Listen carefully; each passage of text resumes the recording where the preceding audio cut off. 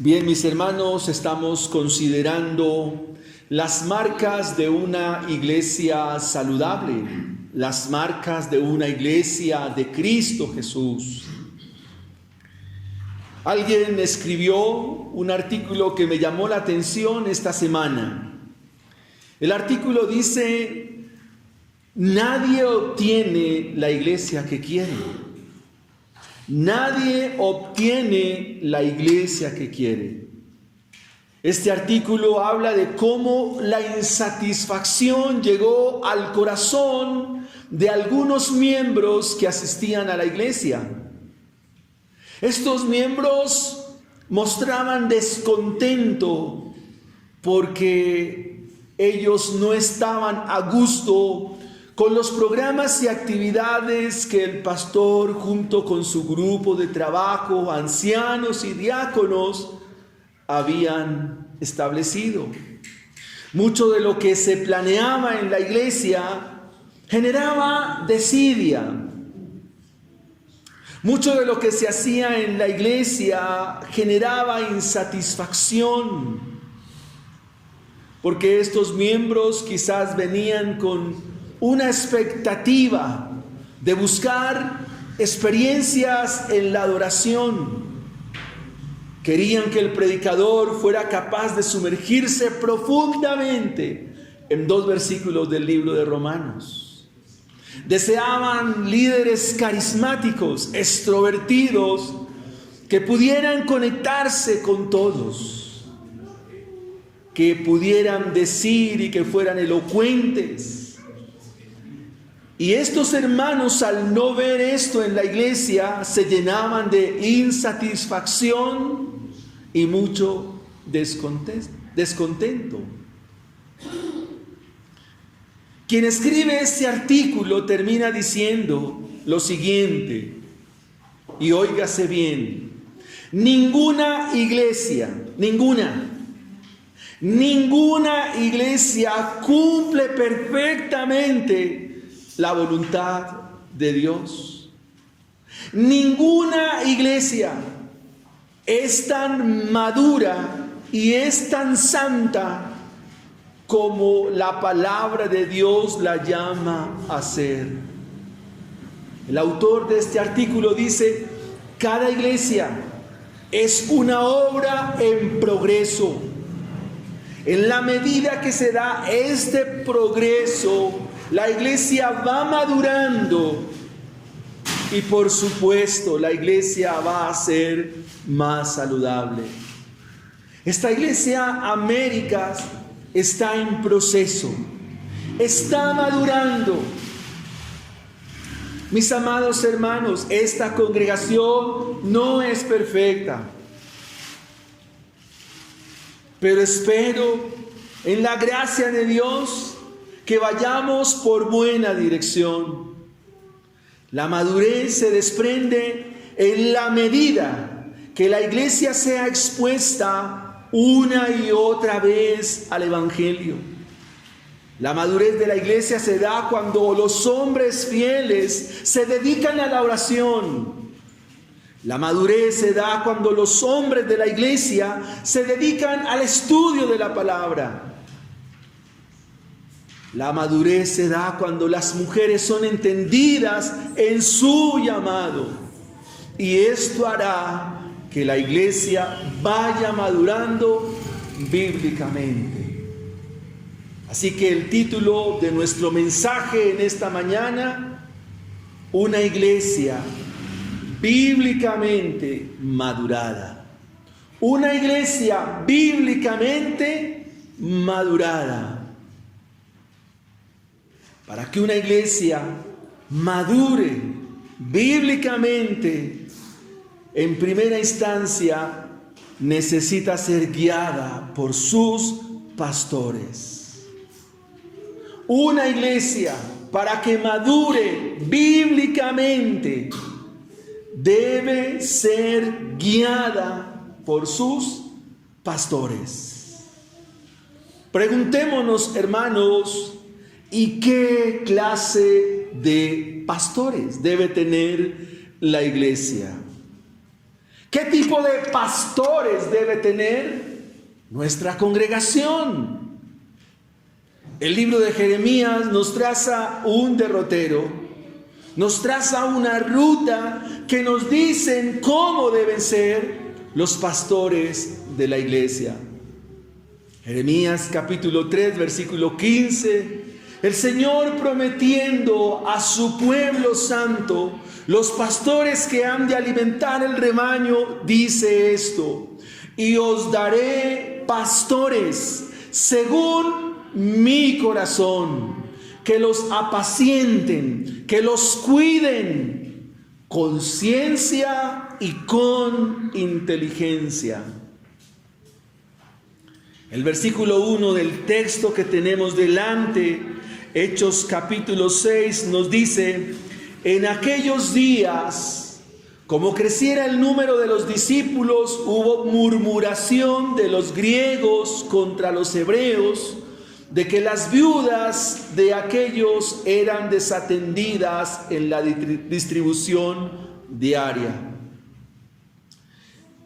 El problema que se presenta en la iglesia que viene creciendo y que tiene que ver con la desatención de las viudas griegas, es decir, que estas mujeres no estaban recibiendo la manutención diaria de parte de la iglesia, estaba generando murmuración.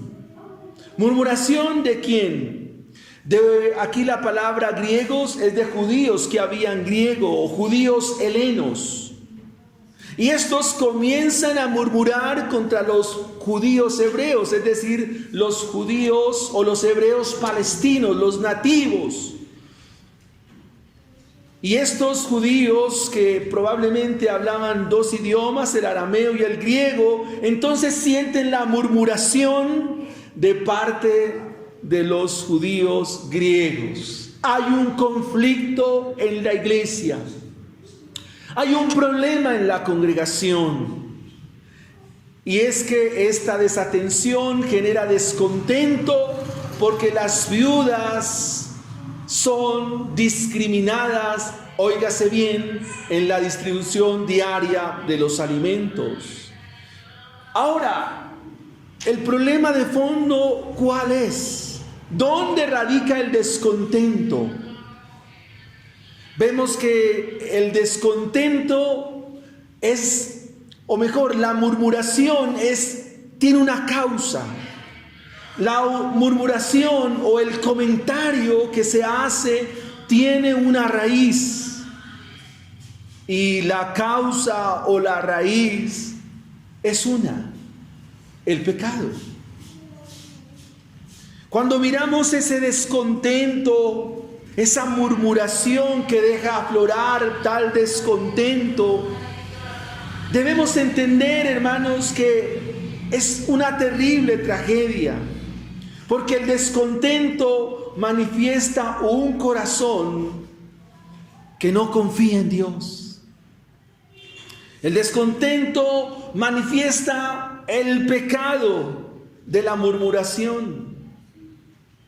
El descontento manifiesta que hay un problema serio en el corazón humano, que hay un problema que hay que tratarlo, un problema que hay que atenderlo, y para ello el Señor ha provisto de sus pastores para que con la sabiduría de Dios, con la inteligencia de Dios, puedan resolver esta situación.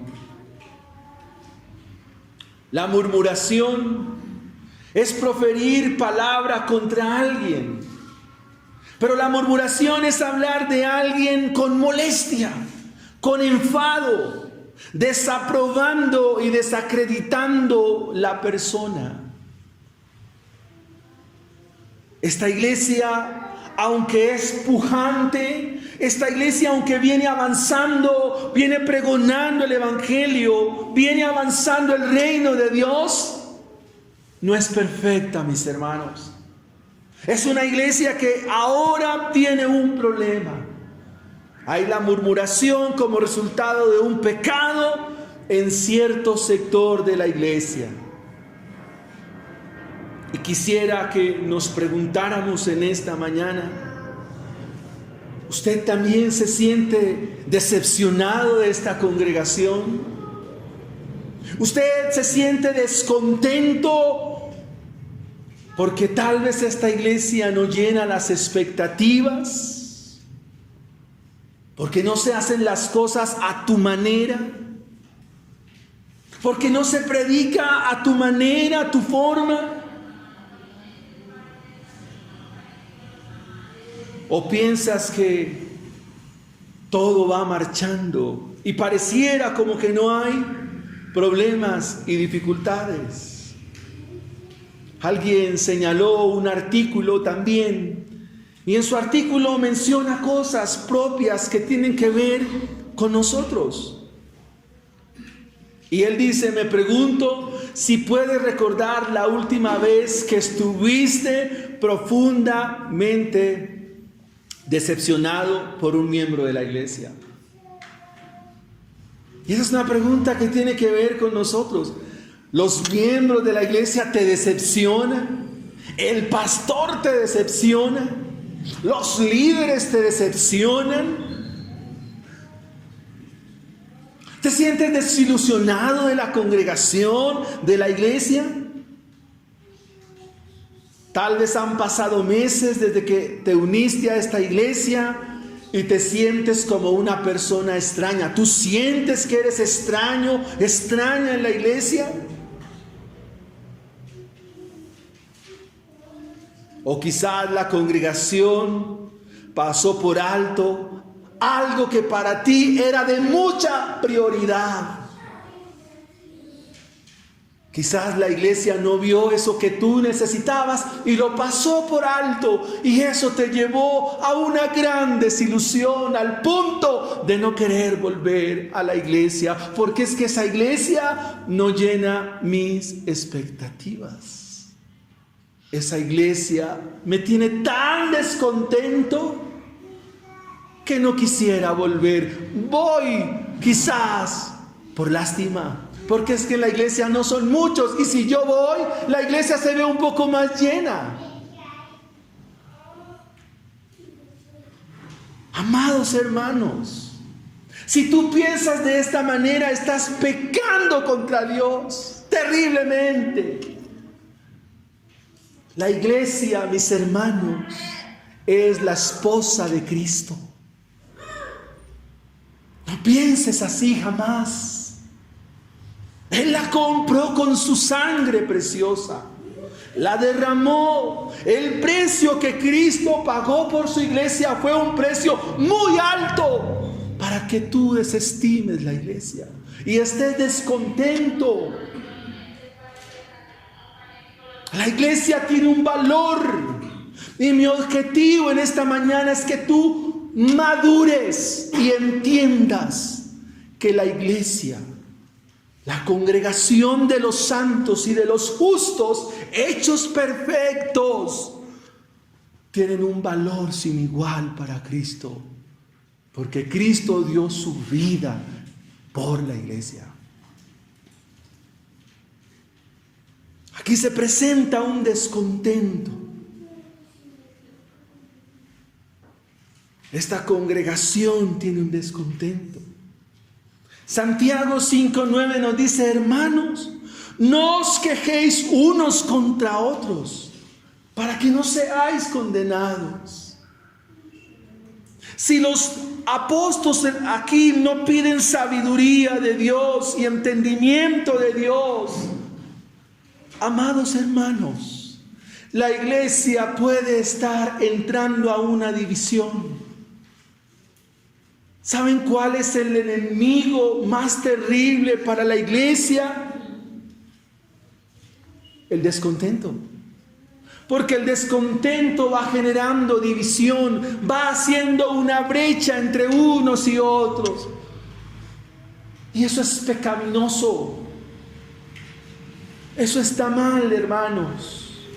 Así que no se quejen unos contra otros. Más bien roguemos a Dios que el pecado en nosotros sea confrontado y que Dios nos asista por medio de sus pastores para que a través de su palabra nos guíe a la mejor solución. Recuerde, la iglesia no es perfecta, pero una iglesia de Cristo sí debe madurar bíblicamente. El versículo 2 nos muestra que entonces el problema llegó a los 12. ¿Qué hacen los 12?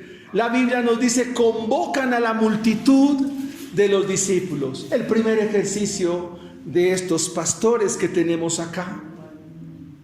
Estos pastores convocan a la multitud y dicen algo que para usted hoy debe quedar también demasiadamente claro.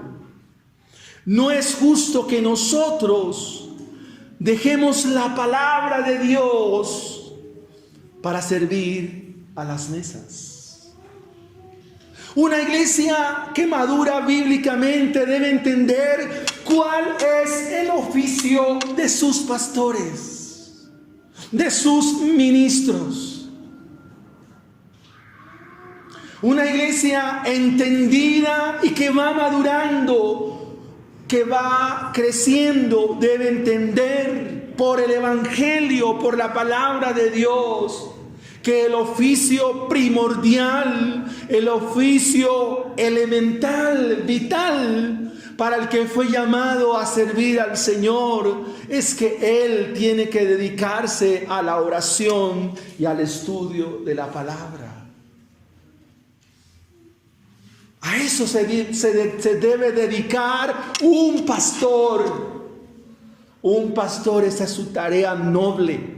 Esa es su tarea sublime, esa es su tarea gloriosa, orar y estudiar para que la iglesia, el rebaño que Cristo le ha encargado, el rebaño que Cristo le ha entregado, sea nutrido con las palabras de este maravilloso, glorioso y bendito evangelio. Esa es la tarea del pastor. Ellos dicen, no es justo que dejemos la palabra de Dios para ir a servir a las mesas. Los 12 entonces convocan a la multitud, una multitud que está compuesta de creyentes. Son hombres de la misma iglesia que van a ser provistos por Dios para dar solución al problema del descontento. Ahora, esta multitud o esta iglesia no es cualquier iglesia. No es cualquier congregación. Si hemos seguido con detenimiento la serie a través del libro de los Hechos, vamos a encontrar que esta iglesia es una iglesia que viene perseverando en la doctrina. Es una iglesia que viene perseverando en el partimiento del pan. Es una iglesia que viene perseverando en la oración. Es una iglesia que viene siendo expuesta al evangelio. Es una iglesia que también sabe exponer el evangelio. Una iglesia que debe estar llena del temor de Dios. Y ahora una iglesia que debe aprender a madurar bíblicamente. ¿Qué tienen en mente los 12 apóstoles? Ellos no pueden dejar de lado la palabra de Dios para servir a las mesas. Se nos está indicando el trabajo fundamental de un pastor. El atender las mesas o dedicarse a otra cosa lo puede alejar del verdadero llamado que Cristo le ha entregado. Ellos saben, estos 12 saben que su prioridad es orar. Su prioridad es predicar. Su prioridad es enseñar. Su prioridad es aconsejar. Estudiar la palabra. Si un hombre en realidad es llamado al ministerio pastoral, a cuidar de la grey de Cristo, no le queda otro camino que obedecer las palabras de Cristo. Si un hombre es llamado a servir al Señor, debe confiar. Y de esta manera podrá ser de bendición y de provecho para la iglesia. Muchos se desenfocan de su llamado. Se inclinan más por asuntos administrativos. Esto no quiere decir que no sepan de ello, que no sepan lo básico. Pero amados hermanos, un pastor es dado a la iglesia por Cristo. Es Cristo quien dio los pastores. Es Cristo quien ha dado a los pastores para que ellos, haciendo esto, perfeccionen a los santos. La tarea del pastor es enseñar la iglesia para que ustedes sean mejores padres, mejores jóvenes, mejores niños, mejores matrimonios, mejores hogares, mejores vidas para la gloria de Cristo. Dios ha dado pastores a su iglesia para que la iglesia sea mejor, para que usted sea mejor y viva más quieta y reposadamente delante del Señor. El pastor está llamado a madurar a los santos, a madurar la iglesia, a madurar la congregación, a fin de que ésta un día se presente delante de Cristo, como Él mismo dijo, sin mancha y sin arruga. Este dicho lo dijo un loco. Ese loco soy yo. Zapatero a su zapato. Pastor a su llamado. A su llamado. Vemos entonces a los 12 con ciencia, con inteligencia, convocando a la multitud para guiar la iglesia, para definir qué es la prioridad. Entonces hemos dicho que una iglesia, para que madure, ¿qué necesita? Necesita pastores que guíen a la iglesia. Para que una iglesia madure bíblicamente, necesita pastores que guíen la iglesia. Obviamente esos pastores son dados por Cristo. Son dados por Cristo para la gloria de su santo nombre. Veamos ahora en segunda instancia que para que una iglesia madure bíblicamente necesita ser atendida por sus diáconos. Una iglesia, para que madure bíblicamente, necesita ser servida por sus diáconos. El término diáconos no aparece aquí en este pasaje, pero nos da una idea, nos da una claridad de cómo deben ser los diáconos en la iglesia. En la sabiduría que Dios da a estos pastores, a estos 12, en el versículo 3 dice: busquen pues, hermanos, de entre vosotros a 7 varones que tengan las siguientes características. Aquí encontramos como una especie de escalera para llegar a la solución del conflicto, la solución del descontento. El checklist, diríamos nosotros. El primer requisito que los apóstoles muestran a la iglesia es que deben ser hermanos. Ese es el primer requisito. Y ustedes dirían: ¿y por qué hermanos? Amados míos, pretender resolver los problemas de la iglesia con personas que no creen al evangelio, hermanos, vaya que ese sí es otro serio problema. Ese error lo hemos cometido en la iglesia. Pretender traer cosas externas a la iglesia.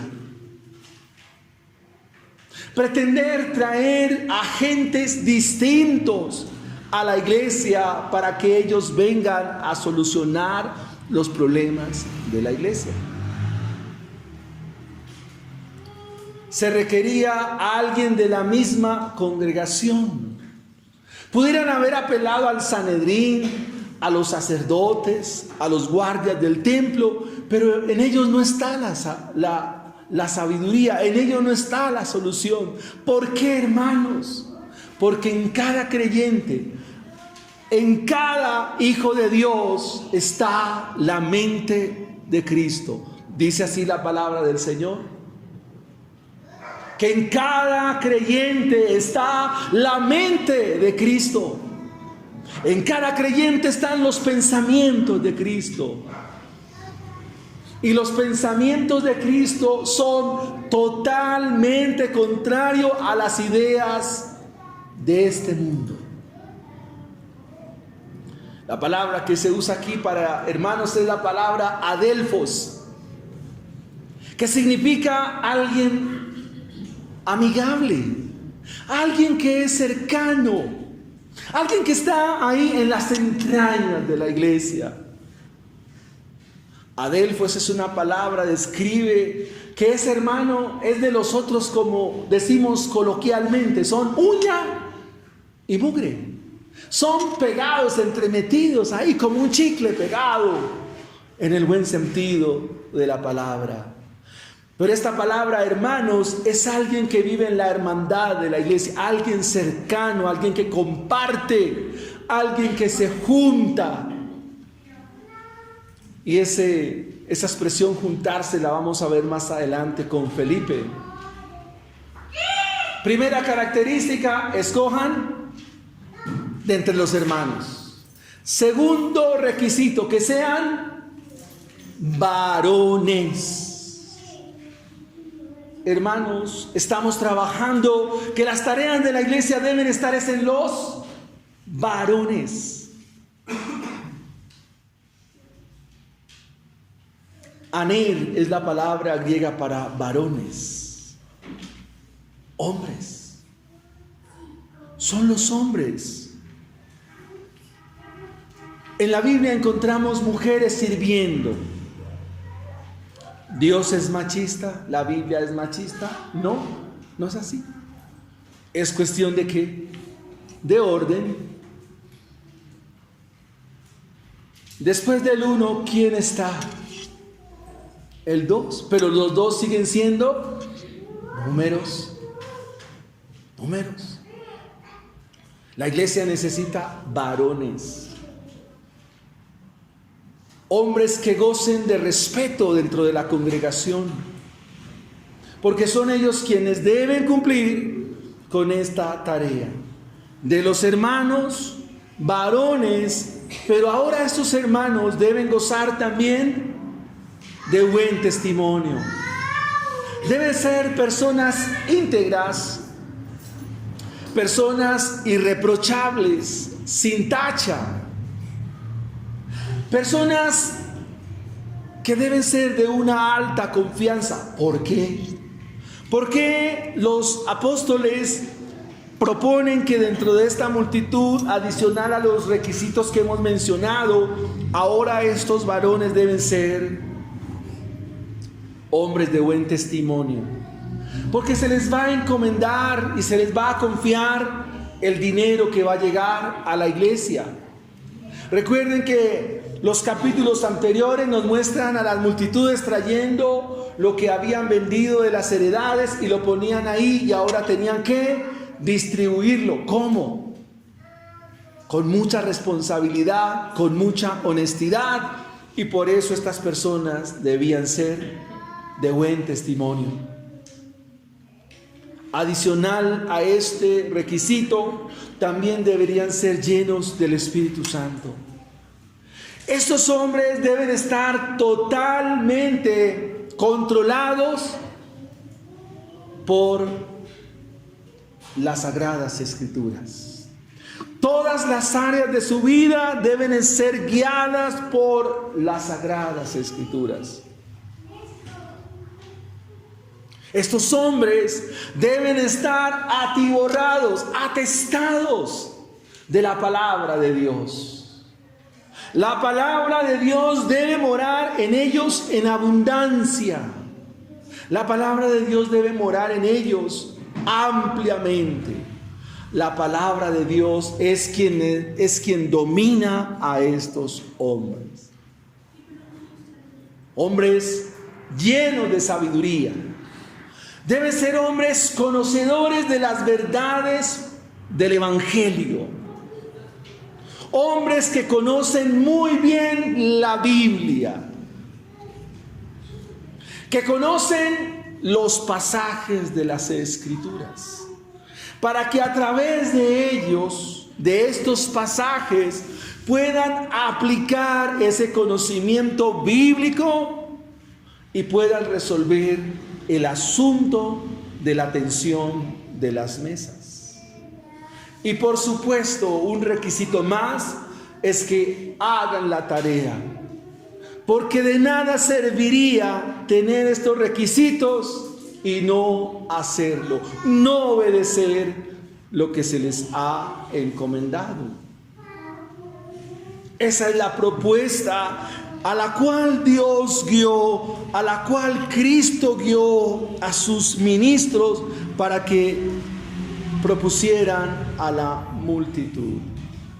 Entre tanto, ellos se enfocarían en la tarea a la cual fueron llamados. Nosotros, dice el versículo 4, y eso nos deja ver como el punto iceberg del pasaje. Nosotros nos dedicaremos, persistiremos en la oración y el ministerio de la palabra.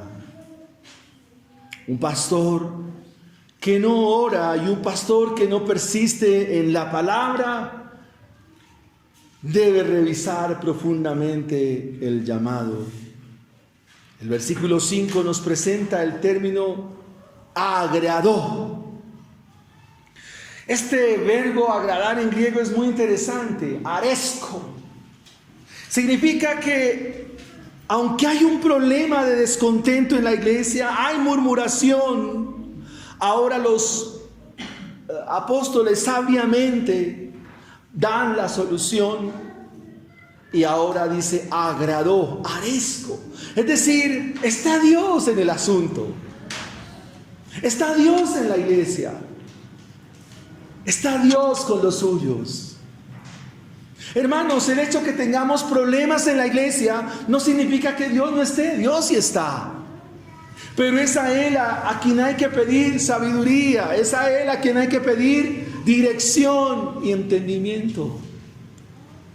Si hay problemas en tu vida, problemas en tu casa, no significa que Dios no esté. Porque también tienes que aprender a madurar. Tienes que aprender a crecer y resolver los problemas. Hay que pedir sabiduría de lo alto para que sea así. Agradó pues la propuesta a la multitud.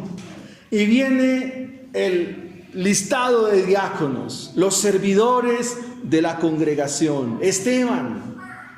De Esteban se destacan aquí dos cualidades que las estaremos mirando dentro de 8 días. Es un varón lleno de fe. Como el jueves estudiábamos con mis hermanos. De los 12 espías que fueron a reconocer la tierra, solo 2 fueron llenos de fe.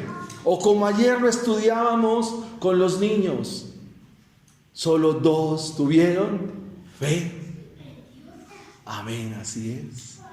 Josué y Caleb.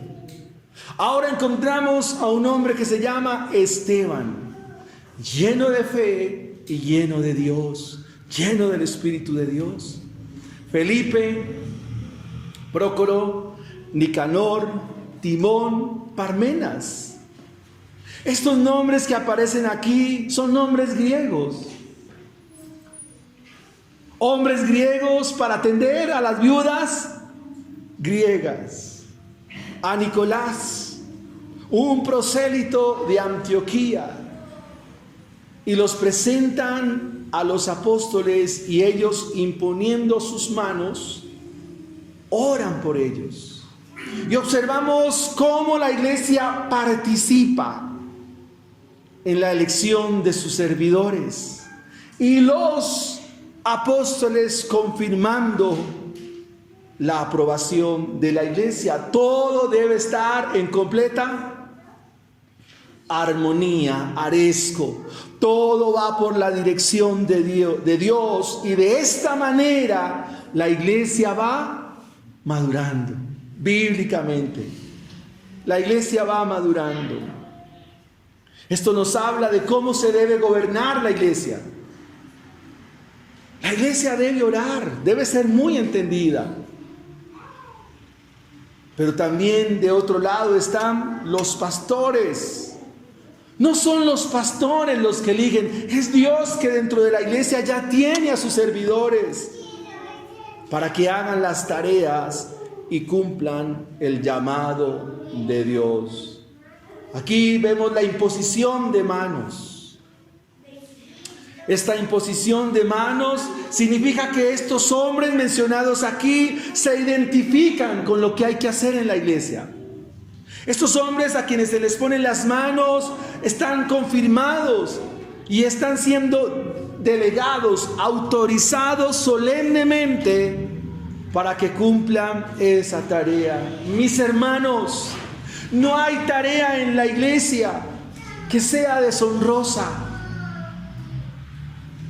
No hay tarea en la iglesia que sea más evaluada que otra. No existe. Tan honroso es lavar los baños de la iglesia como cantar. Son la misma honra delante de Dios. No hay en la iglesia ministerios figurativos, no los hay.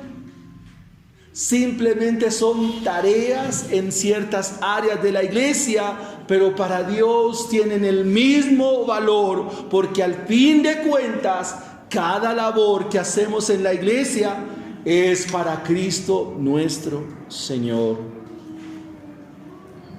Estos hombres ahora deben ir a atender las mesas. Hombres llenos de Dios, llenos de la palabra de Dios, y pudiéramos decir, pero ¿por qué mejor no están predicando? ¿Por qué mejor no están enseñando? Bueno, así lo dispuso Dios. Sin embargo, vamos a encontrar a un Esteban predicando a una multitud. Sinclair Ferguson a este pasaje le llama el hombre con rostro de ángel a Esteban, que va a morir apedreado, pero el propósito de Dios debe continuar. Y esto nos lleva a nuestro tercer y último punto en la mañana de hoy. Para que una iglesia madure bíblicamente, ¿qué necesita? La guía ¿de quién? De sus pastores. Y ya saben qué clase de pastores. Para que una iglesia madure bíblicamente, ¿qué necesita? De los diáconos. Y ahí se describen las cualidades de los diáconos.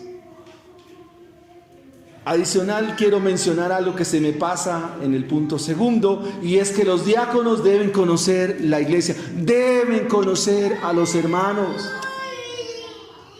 Y en tercera instancia, una iglesia, para que madure bíblicamente, debe seguir creciendo en la palabra.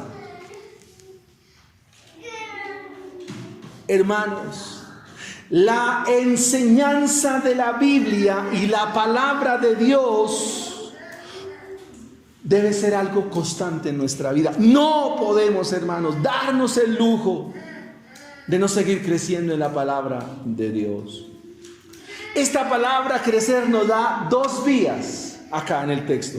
La primera vía es que la iglesia persiste en la doctrina. Estudio de la Biblia, estudio de las Escrituras, estudio. Pero esa misma respuesta a ese estudio es que se está extendiendo más. La palabra de Dios está llegando a más personas. La palabra de Dios está alcanzando a los perdidos. La palabra de Dios está alcanzando al mundo conocido de aquella época. Pero se requiere que sus miembros estudien la palabra, hermanos. Por amor de Dios, estudia la Biblia, querido hermano. Estudia la Biblia, escudriña las Escrituras. Estudia la Biblia, mis hermanos, léela por amor de Dios. De seguir sin leer la Escritura, sin leer la Biblia, nuestros corazones van a ser secos, terrones de arena, mis amados hermanos. Eso es algo por lo cual oramos, los animamos. El versículo 7 que dice, y crecía, ¿qué crecía? La palabra del Señor. Crecía. Si queremos ver nuestra iglesia madura, si quieres tu vida espiritual madura, crece en el conocimiento de la Biblia. Yo sé que a ustedes les gusta escuchar los predicadores en los canales de internet. Yo sé que a ustedes les gustan pastores. Bendito sea Dios por ello, porque igualmente son hombres provistos por Dios. Pero amado hermano, querido hermano, querida hermana, aquí tienes al príncipe de los pastores, al mejor de todos. Aquí está Él. Cuando tú lees tu Biblia, es Cristo quien te predica a ti. Cuando tú lees tu Biblia, es Cristo predicándote a ti. Es el Señor enseñándote directamente a ti. Es el Señor pastoreándote a ti. Cuando tú lees tu Biblia, ve a las Escrituras, ve a la Biblia, ve a ellas, ellas te harán la persona que Cristo quiere que seas. Que crezca la palabra en ti. La palabra de Dios te madurará. Tú podrás compartir el Evangelio. El Espíritu de Dios te usará para hablarle a los tuyos, para hablarles con sabiduría de lo alto. El mensaje de Dios siguió extendiéndose. El mensaje de Dios se difunde. Oh, qué alegría, qué gozo cuando los pecadores vienen a Cristo Jesús. Queridos hermanos, el número de los discípulos, dice el texto, se multiplicaba grandemente en Jerusalén. Aquí se están cumpliendo las palabras de nuestro Cristo amado. Y me seréis testigos. ¿En dónde? En Jerusalén. Pero ahora hay que ir a toda Judea. Me seréis testigos en Jerusalén. El mensaje ha inundado a Jerusalén misma, pero que este mensaje también inunde tu casa, que este mensaje inunde tu vida, que este mensaje inunde tu corazón, que este mensaje inunde tu mente, tus pensamientos, todo tu ser que inunde, sea inundado por la palabra del Señor. Aleluya, gloria a su santa y bendita palabra, que es viva, que es eficaz, que es espada, que discierne los pensamientos. ¿Qué le puede quedar grande a la palabra de Dios? ¿Qué cosa pequeña en nuestro corazón le queda difícil al Evangelio? El Evangelio, como exponía nuestro hermano, es triunfante, es glorioso, es indestructible. Nadie puede frenar el Evangelio de nuestro Señor Jesucristo. Nadie puede frenar este Evangelio, porque el Evangelio es de Dios mismo, viene de Dios, y lo que viene de Dios, ninguna mano, ningún hombre lo podrá detener. El Evangelio viene de Dios. Y por ser de Dios es santo y glorioso. Que la palabra del Señor madure tu vida. Esa será mi oración. Me uno en esta mañana a la oración de Elías en el monte Carmelo. Cuando Elías se dio cuenta que el pueblo no distinguía si Dios era Dios y Baal era Baal. Pero la oración de Elías: Señor, es que este pueblo te conozca a ti. Que esta iglesia conozca al Dios vivo y al Dios verdadero. Que esta iglesia conozca a Cristo bendito, a mi bendito, glorioso y maravilloso, extraordinario Salvador. A Él y a Él es que hay que conocer. Es a Cristo nuestro Señor. Porque no hay esperanza ni para ustedes ni para mí, sino solamente esta esperanza está en Cristo Jesús. Solo en Él. Esta sociedad y este mundo, solo este mundo tiene esperanza en Cristo Jesús. Nuestros niños, la única esperanza de ellos es Cristo Jesús. La esperanza para tu matrimonio, para tus hijos, para toda esta iglesia y para este mundo entero es Jesucristo nuestro Señor. No hay otro como Él, porque solo Él tiene palabras de vida eterna para ti y para mí. Solo Él. Búscalo aquí en la palabra de Él. Mira los evangelios, mira cómo Él lo hizo, haz como Él lo hizo, y entonces vivirá vuestra alma. Crece en la palabra de Dios, madura en la fe, madura en la palabra de Dios. No seamos más niños fluctuantes, no seamos más niños, crezcamos en la palabra del Señor, maduremos a la manera de Dios, y nuestra iglesia verá también la gloria de Él. Hermanos, la iglesia no es perfecta, pero Cristo sí la perfecciona. ¿Qué hace el amor de Cristo por su iglesia? ¿Qué hace el amor de Cristo? ¿La mejora o la desmejora? La mejora. El amor de Cristo para su iglesia, el amor de Cristo para su congregación, para su grey, hace que la iglesia mejore. Varones que estamos casados, si quieres ver una mujer extraordinaria, ámela, así como Cristo amó a la iglesia y se entregó por ella. Vengamos a Cristo Jesús y nuestra iglesia madurará. Oremos al Señor y démosle gracias.